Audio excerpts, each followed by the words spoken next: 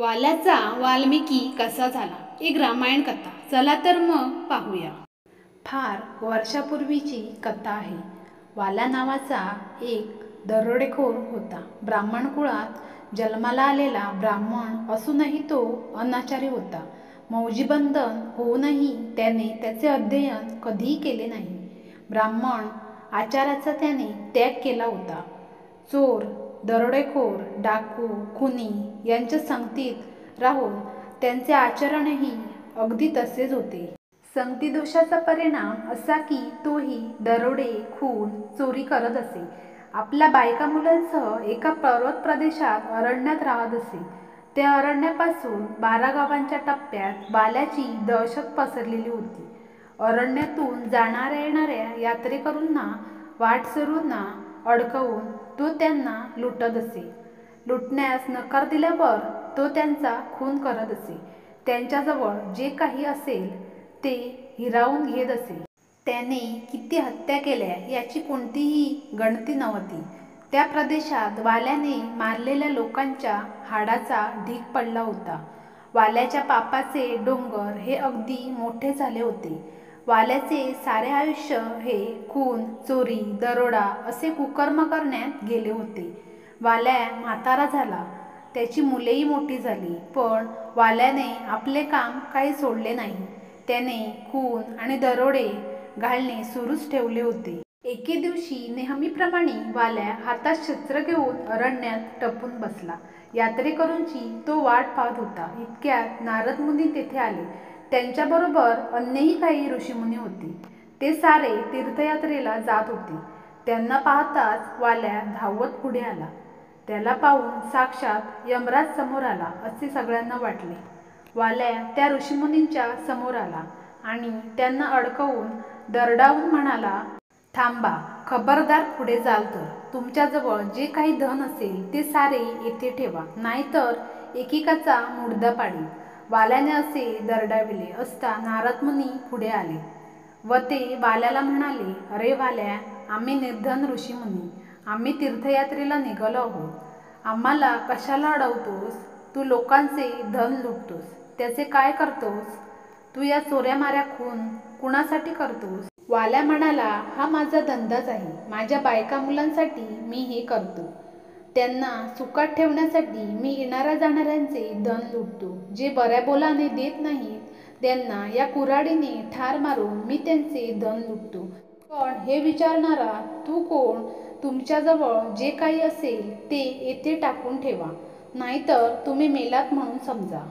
नारद मुनी हसून म्हणाले, अरे वाल्या, आमच्याजवळ जे आहे ते तू कुशाल घे. हवे तर आम्हाला ठार मार.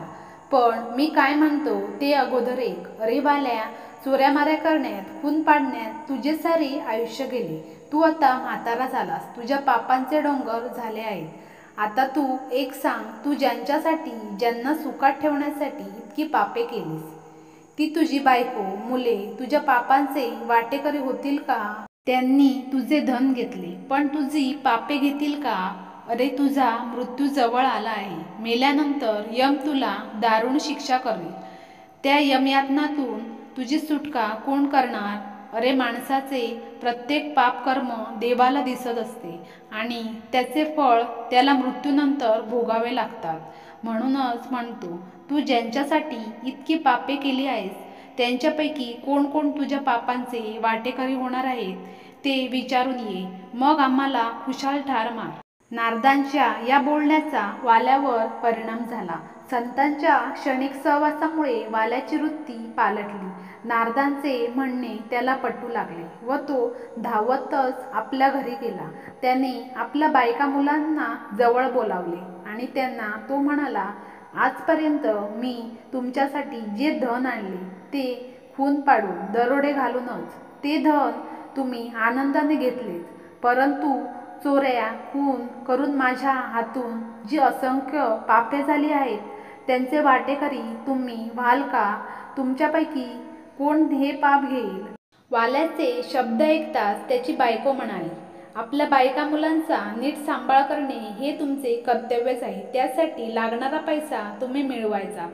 तो पैसा कसा मिळवायचा हा तुमचा प्रश्न आहे. आजपर्यंत आमच्यासाठी तुम्ही धन मिळवले हे खरे आहे, पण त्यासाठी लोकांचे खून पाडा, दरोडे घाला असे काही आम्ही सांगितले नाही. तुमची पापे तुमच्यापाशी, आम्ही त्यांचे वाटेकरी मुळीच होणार नाही. तुमच्या पापांची फळे तुम्हीच भोगा. पत्नीचे हे शब्द ऐकून वाल्याला फार दुःख झाले.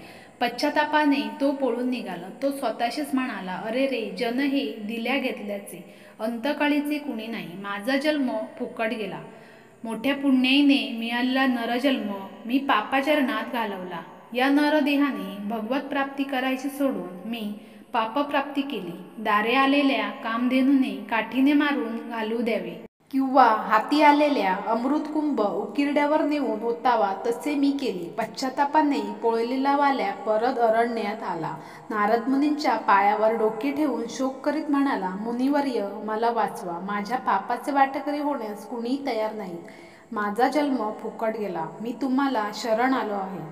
या पापसागरातून मला फक्त तुम्हीच वाचवू शकता. तुम्हीच माझे धन्वंतरी, माझा भवरोग दूर करा. आता तुम्ही जे सांगाल ते जप तप साधन मी करीन. वाल्याला पश्चाताप झालेला पाहून नारदांना अतिशय आनंद झाला. पश्चातापाशिवाय चित्तशुद्धी होत नाही आणि चित्तशुद्धी झाल्याशिवाय साधना होऊ शकत नाही. बीजारोपण करण्यासाठी जमीन चांगली तयार झाली आहे हे नारदांच्या लक्षात आले.